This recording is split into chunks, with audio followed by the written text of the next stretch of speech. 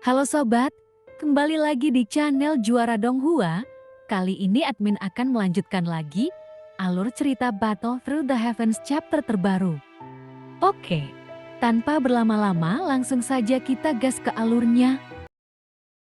Sebelum Cue menyerang, Xiaoyan mengayunkan pedangnya untuk ketiga kalinya. Tebasan penghancur batu karang, lalu ledakan kekuatan yang dahsyat menghancurkan dua sosok yang muncul, membuat wajah mereka berubah drastis. Bayangan mereka sempat goyah sebelum akhirnya stabil kembali, kemudian kini, api pemusnah yang mengelilingi Xiaoyan terus-menerus menyerap energi dan kehidupan dari sekitarnya.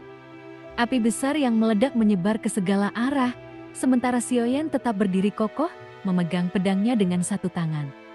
Aura yang terpancar darinya cukup untuk mengguncang hati para lawannya. Kue dan Wanzan memancarkan niat membunuh yang sangat kuat. Namun, keduanya tampaknya tidak hanya menargetkan Xiaoyan, tetapi juga Cixinggi. Seharusnya sejak awal kita bekerja sama, tidak ada orang lain di sini, ujar salah satu dari mereka dengan dingin. Hal yang bodoh melawan seorang dewa abadi, jika bukan karena keberuntungan, kau pasti sudah menjadi arwah. Ejek Cue, terlihat di tengah medan pertempuran, luka-luka Xiaoyan mulai pulih dengan cepat. Namun, api pemusnah yang melekat pada tubuh musuh membuat mereka merasa sangat tidak nyaman. Energi mereka perlahan terkuras, seolah-olah ada sesuatu yang menghisapnya. Kemudian Xiaoyan berbalik, menatap mereka dengan tatapan tajam, lalu berkata dingin, "Orang-orang tak tahu diri, jika bukan karena ulah kalian, semua ini tidak akan terjadi. Dan ilmu sihir macam apa yang kau gunakan? Namun, dengan satu tebasan pedangku, aku bisa menghabisimu," seru Cixinggi, meskipun tampak terkejut. Bahkan saat ini, Cixinggi tidak mampu merasakan jiwa maupun tubuhnya. Ia seolah-olah telah mati, tidak memahami bagaimana Xiaoyan melakukannya. Cue yang tampaknya tidak puas dengan pengaturan sebelumnya, maju dengan langkah mantap, terlihat tinjunya mulai bersinar, mengumpulkan kekuatan besar di sekelilingnya. Mati, geramnya, seraya menyerang Xiaoyan dengan kekuatan penuh. Pukulan Cue menciptakan pusaran energi yang memekakan telinga, bahkan kehampaan di sekitarnya tampak bergetar dan terdistorsi. Kekuatan itu jauh melampaui dewa abadi biasa yang sebelumnya dihancurkan. "Hancurkan langit dan bumi!" Cue berteriak, melontarkan tinjunya seperti gunung yang runtuh ke arah Xiaoyan. Kini, mata Xiaoyan menyipit, memperhatikan serangan yang datang dengan kecepatan luar biasa. Dalam sekejap, api tiga warna memancar dari tubuhnya, sementara 6 bintang bersinar terang di dalam hatinya.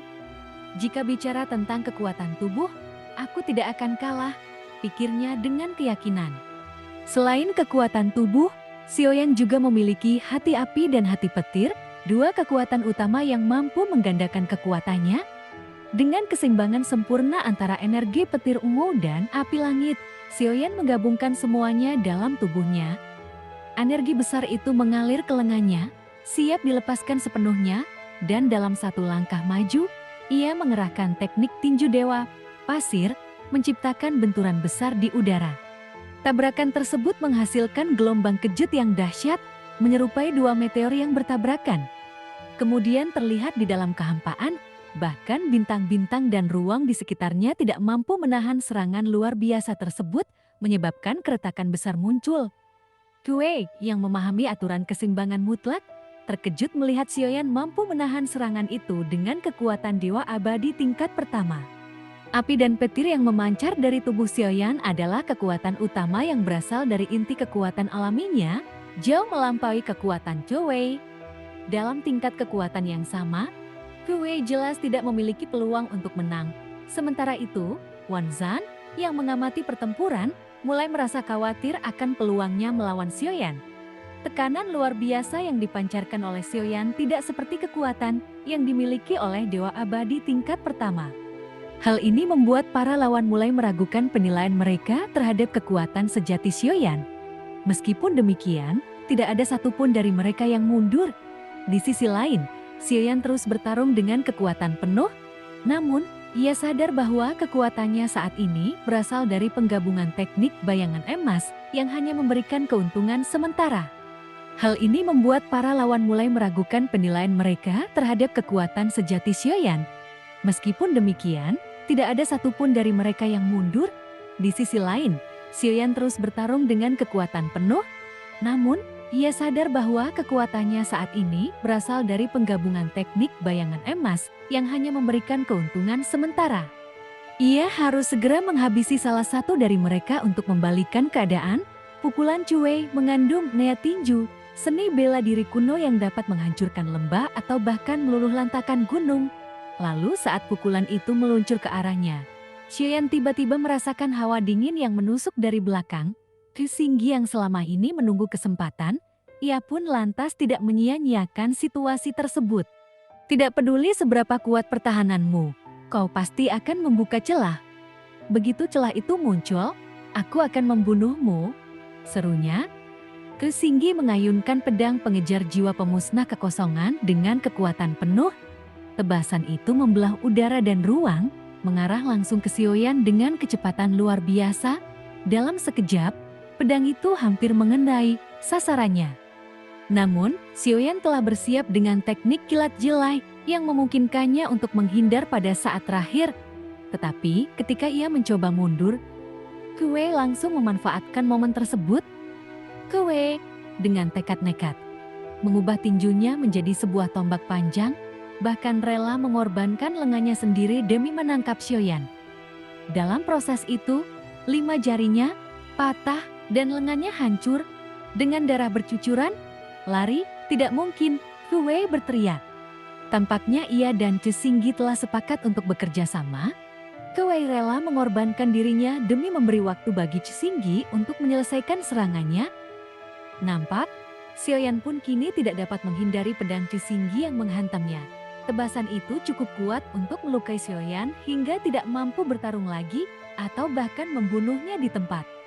Wajah Xiaoyan berubah serius saat melihat cahaya hitam dari pedang itu mendekat. Aku tidak bisa membiarkan diriku dipotong menjadi 2, pikirnya. Lalu dengan tekad kuat, ia mengerahkan kekuatan jiwa sejati untuk mendorong tubuhnya ke batas maksimal. Namun, ia tahu bahwa itu saja tidak cukup untuk menahan kekuatan pedang Qixingyi. Maka, ia mengambil keputusan yang lebih berani. Kalau begitu, kita akan mati bersama, pikirnya dengan tekad membara. Dalam sekejap, sebuah kekuatan misterius muncul dari inti kekuatannya, menghalangi tebasan pedang Qixingyi. Kekuatan itu meledak menjadi ribuan cahaya dingin yang memancar ke segala arah, langsung melingkupi tubuh Qixingyi. Tubuh Qixingyi membeku seketika, berubah menjadi patung es yang kaku.